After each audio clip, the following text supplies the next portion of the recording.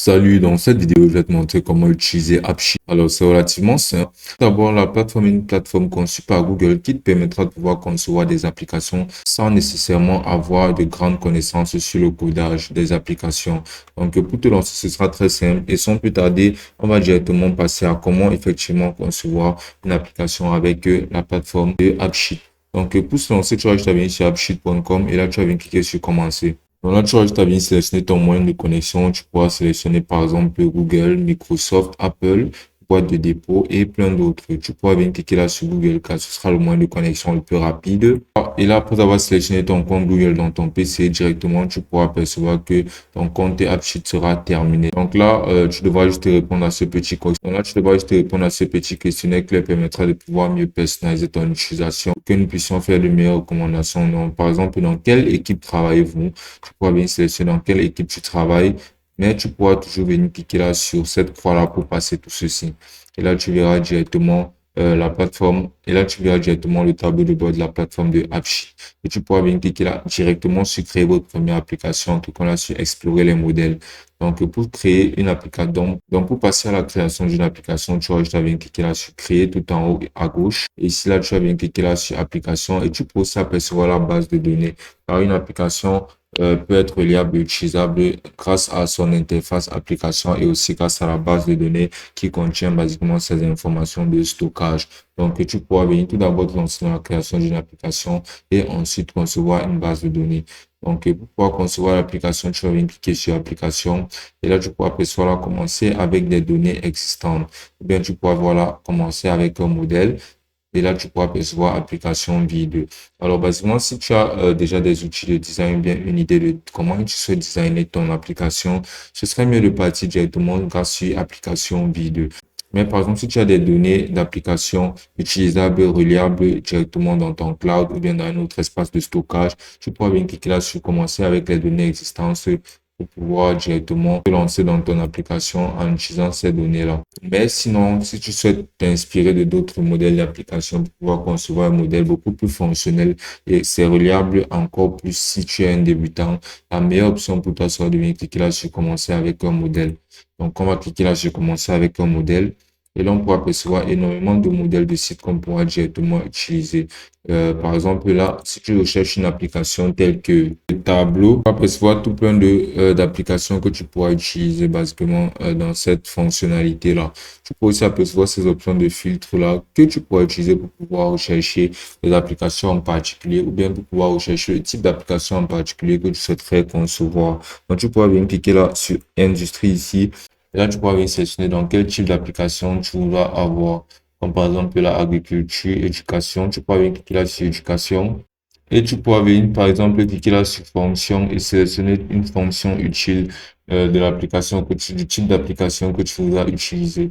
Comme par exemple là, l'engagement client, la fonctionnalité, la logistique, la commercialisation et plein d'autres. Tu pourras venir aussi cliquer là sur fonctionnalité et tu pourras venir cliquer par exemple là sur image. Alors ça, c'est basiquement la meilleure option de filtre car ça te permettra de pouvoir rechercher des modèles directement à partir du type de site que tu souhaiterais faire. Par exemple, là, en venant cliquer là sur image, tu pourras percevoir toutes les applications qui sont utilisées dans le cadre des images et dans l'insertion des images. Donc là, on pourra venir utiliser cette application-là de tableau Kanban en cliquant là sur Explorer.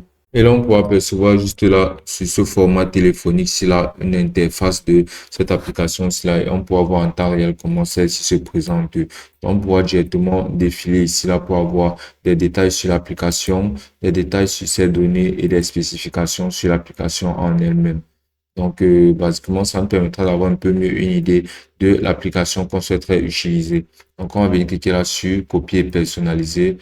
Et là, on aura juste à entrer là le nom de notre application. Donc, pour entrer là, par exemple, tableau de projet. On va venir cliquer là sur copier l'application. Et là, après un petit moment de configuration de ton application sera ouverte à la personnalisation. Et là, pour pouvoir se lancer dans la personnalisation de notre site, on aura juste à venir utiliser cette interface de notre site qu'on apercevra ici. Donc là, en déroulant sur notre interface, on verra exactement comment ça se présente et on pourra directement se lancer dans la modification de tout ce qui se trouvait directement sur la page de notre application. On pourra venir cliquer là, par exemple, sur ce crayon-là pour pouvoir se lancer dans la modification. Là, tu pourras apercevoir la modifier vue, modifier les données et afficher la source du code. Donc, tu pourras venir cliquer là sur modifier vue. Et là, directement, tu verras maintenant les options que tu pourras utiliser pour modifier la vue en elle-même. Donc là, tu peux apercevoir que c'était sur la vue de notre started. On pourra changer ceci et mettre, par exemple, débuter. Et là, pour ces données, on pourra cliquer là, on pourra venir cliquer là sur pas commencer. Ensuite, là, sur le type de vue, on pourra voir là de quel genre de point de vue il s'agit. Tu pourras sélectionner entre calendrier, galerie, graphique, carte, formulaire et autres. Là, sur la position, tu pourras la mettre au milieu, suivant, plus tard, dernier et menu. Là, tu pourras voir aussi là, afficher les options qui te permettra de pouvoir trier les critères d'éligibilité et d'insérer directement des raccords ascendants ou descendants. Là, au niveau de la mise en page, tu verras exactement que tu pourras modifier ceci en cliquant là, par exemple, là sur ce titre et en sélectionnant une attribution différente. Par exemple, en cliquant là sur ce titre, tu pourras apercevoir que ça demandera le nom du propriétaire. Tu pourras changer ceci et demander, par exemple, que ça demande une description. Ainsi, lorsque quelqu'un cliquera dessus, il devra plutôt entrer une description directement. Là, au niveau du sous-titre, là, tu vois là que ça demandera l'attribution de colonne à afficher, mais tu pourras demander, par exemple, que ça affiche le statut de la tâche. Et là, tu verras qu'à chaque fois que tu effectueras ces modifications, si ça impactera directement notre élément en direct et en temps réel. Et là, tu pourras même sélectionner sa mise en page, par exemple, mettre la toile de fond. Et là, tu verras que toute cette disposition se sera changée. Pour apprécier la photo, et là, tu verras que toute cette disposition ci sera changée. Là, tu pourras même apercevoir les options de liste.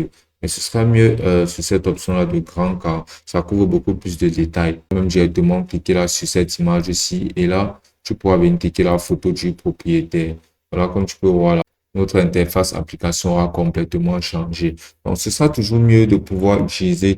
Donc, si tu es un débutant, ce sera toujours mieux pour toi de tout simplement utiliser une application préconçue qui a directement la fonctionnalité que tu souhaites avoir dans ton application.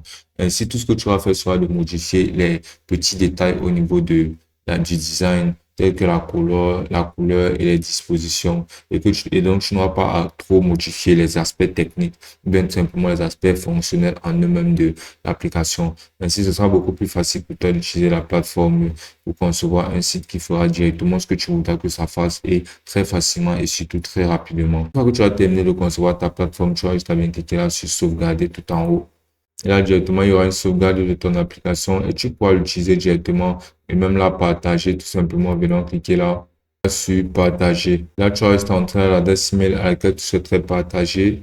Tu viens cliquer là sur faire et l'application sera directement partagée. Et là, tu pourras toujours venir cliquer là sur copier les liens de partage.